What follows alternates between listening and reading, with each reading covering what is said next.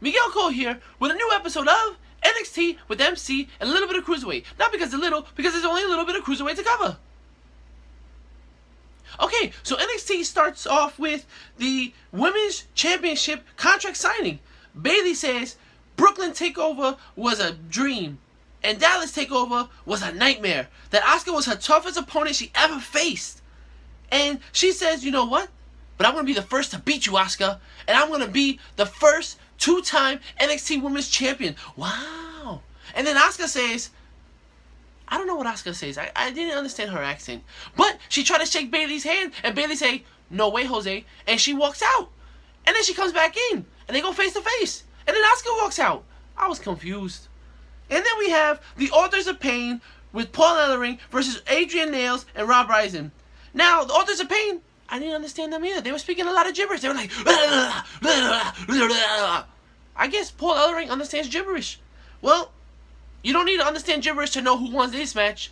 The Authors of Pain, they win. They destroy them. And then, out of nowhere, TM61 comes out. Because the Authors of Pain were beating up Nails and Risen after the match. And you know what happens?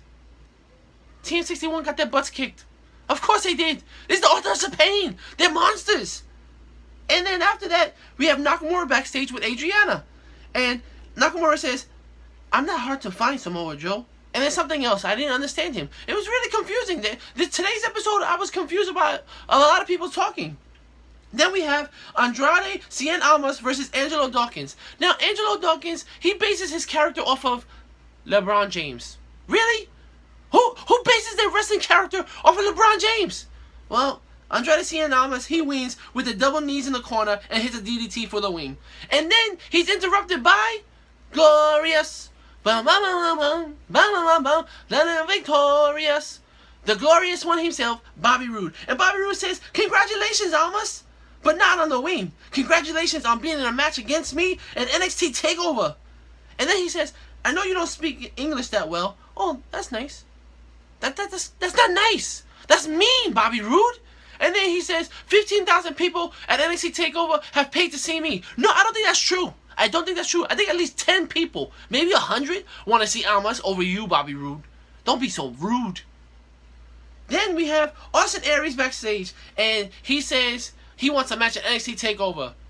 And William Regal says, okay, you're going to fight? No way. And Austin Aries is like, what do you mean no way? I want to have a match. And Regal's like, yes, no way. And Austin Aries is like, no, I want to have a match against somebody. Please, don't say no way to me. And he's like, no, you're going to fight No Way Jose. And Austin Aries is like, oh, okay, I'll fight No Way Jose. I'm not running away from him because I'm scared. I'm running away from him because I don't want to fight him. That doesn't make sense. I'm telling you, I was confused by this episode. Then we have Billie Kay versus Liv Morgan. Now, Liv Morgan, she's representing New Jersey. But she looks like Carmella. And she talks like Carmella. Come on, New Jersey. Be original. Be original. You're not New York. You're New Jersey. And then Billie Kay, she wins. And you know, Billie Kay, she looked a lot better. She was acting more villainous. It was really a lot better than the last time we saw her. And then we had Rich Swann, Jack Gallagher, the mustache guy, and Noam Dar ringside. They're from the CruiserWeight Classic. Okay, so CruiserWeight Classic guys are invading NXT. Then William Regal, he books Gargano and Ciampa for a tag team title match at NXT TakeOver. Well, they had a great match at the CruiserWeight Classic, so promote them. That was a good one.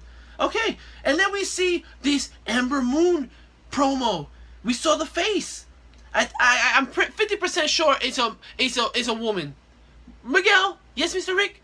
50% it's either a man or a woman. I know, Mr. Rick. That's because come on, man. What are you doing? I don't know if it's a man or a woman, and you're messing me up. Okay, well, Ember Moon's gonna debut at NXT TakeOver. Then we had Tucker Knight and Patrick Clark versus Gargano and Ciampa. I wonder who's gonna win this match. Gargano and Ciampa win. And then the main event, we have Mojo Rawley versus Samoa Joe. I think Mojo is missing NXT. Him and Ryder should go back there and be hype over there.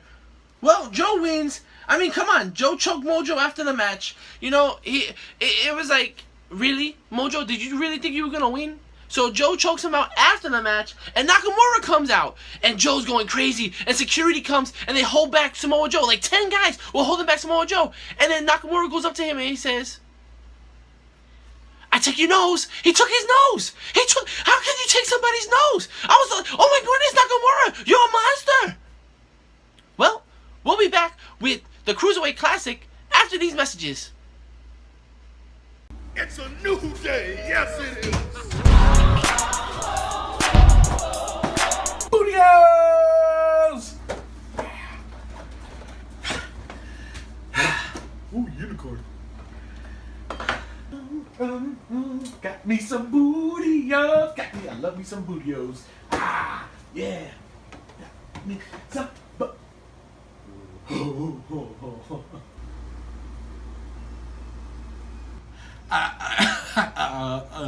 I can explain.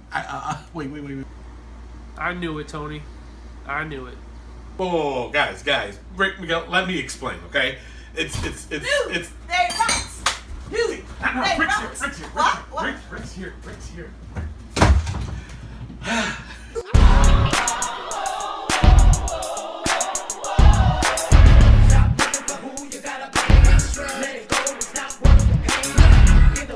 Okay, and we're back. Let's go over the Cruiserweight Classic, shall we? Okay, so it's round 2. Wow, we're in round 2 already. We have Gran Metalik from Mexico versus Tajiri from Japan. And the WWE, you know, we all know Tajiri, right? Okay, so this match had a lot of reversals, and Tajiri's chops, they are vicious. And Metalik with a tightrope walk flip to the outside. He was walking on the rope, and then he flips outside. I was like, oh my goodness! And then he has a tightrope elbow drop. Oh my goodness! And then it was a great back and forth match. It was like back and forth. And Tajiri, he misses the buzzsaw kick, and Metalik, he reverses it, and he hits the Metalik driver for the win. I was like, oh my goodness. Tajiri, I'm so sorry. But Gran Metalik, he's very impressive. I'm like, oh my goodness, he's really good. All right. So then the next and final match, we had Cedric Alexander from the USA versus Kota Ibushi, the Golden Star of Japan. Now, Ibushi hit Cedric with a kick that sounded like he caved in his chest. I was like, oh my goodness! And then Cedric, he hit a flying clothesline that flipped Ibushi on his neck. He was like, oh my goodness! And then Cedric, he blocked a kick and chopped Ibushi in the face! He chopped him in the face, not in the chest, like, it was in the face. Oh my goodness! And then Ibushi's dropkick. Oh my goodness. This dropkick, it sounded like a garbage truck fell off the Empire State Building. Really, Miguel? What do you mean, Mr. Rick? You know what it sounds like when a garbage truck falls off the Empire State Building? I'm exaggerating, Mr. Rick, but it was a really loud dropkick. Oh my goodness. And then, you know, Ibushi, he hits a standing corkscrew moonsault. How do you stand up and hit a corkscrew moonsault? Can you do it? Oh my goodness. It's like he's trampoline for feet. I know I said that last week, but I think he has trampoline for feet. Oh my goodness. And then Cedric is hitting Ibushi with everything except for the kitchen sink. You know what I'm saying? And Ibushi, he just keeps kicking out. So the crowd is going insane. The crowd is like, this is awesome. Fight forever. 1, 2. Wow. It's crazy. So then Cedric, he goes for a double foot stomp and he misses. Ibushi hits a German suplex. He hits a spin kick to the head into the Golden Star Powerbomb for the win. Oh my goodness. I feel bad, so bad for Cedric Alexander because he gave it everything he got and he didn't win. But Ibushi, oh my goodness, he is definitely the Golden Star of Japan and the Cruiserweight Classic. So after the match, the crowd is chanting, "Thank you, Cedric," and Cedric was crying.